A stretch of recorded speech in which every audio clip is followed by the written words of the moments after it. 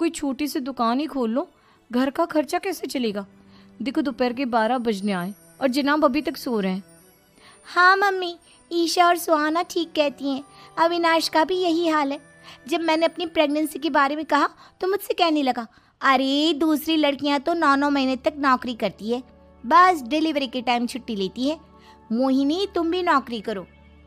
अब मुझे कहाँ नौकरी मिलेगी? मम्मी बताओ अब मैं क्या करूँ? हे भगवान, क्या सोचकर घर जमाई दामाद लाई थी मैं कि मेरी बेटियां मेरे पास रहेंगी और खुश रहेंगी, लेकिन इन आलसी दामादों ने तो हमारी जिंदगी को भी प्रॉब्लम में डाल दिया है।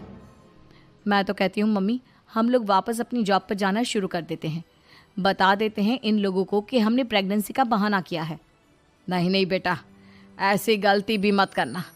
अगर तुमने ऐसा किया तो इन तीनों की आदत और ख़राब हो जाएगी। अरे आज नहीं तो कल कभी तो तुम प्रेग्नेंट होगी, तब वापस यही प्रॉब्लम आएगी। तब क्या करोगी तुम तीनों? हाँ मम्मी, आपकी बात तो बिल्कुल सही है। इन लोगों को तो सुधारना ही पड़ेगा। लेकिन कैसे? अपने बच्चों के आने की खबर सुनकर भी इन लोगों पर कोई असर नहीं हो रहा। पैसे कमाने के लिए घर से बाहर निकलना ही नहीं चाहते ये तीनों।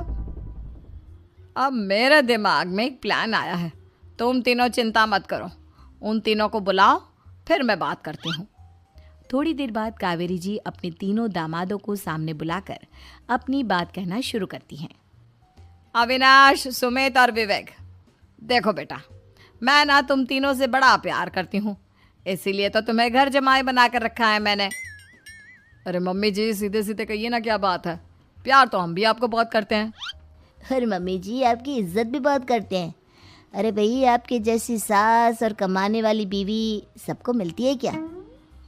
हाँ मम्मी, विवेक और सुमित ठीक कह रहे हैं।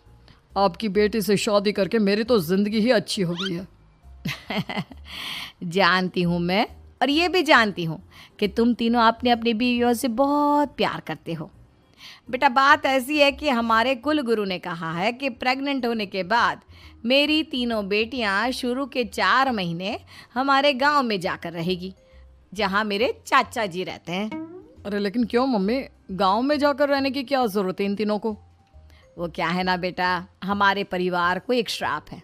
अगर मेरी बेटियों ने यहाँ पर बच्चा पैदा करने की कोशिश की तो उनके बच्चों को कुछ भी हो सकता है।